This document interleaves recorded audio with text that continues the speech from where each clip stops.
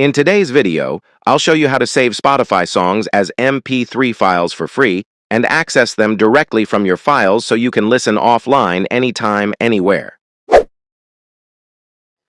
Open Spotify and go to Music. Tap the three-dot menu on the song that you want to download. Tap the share icon and copy the link of the song.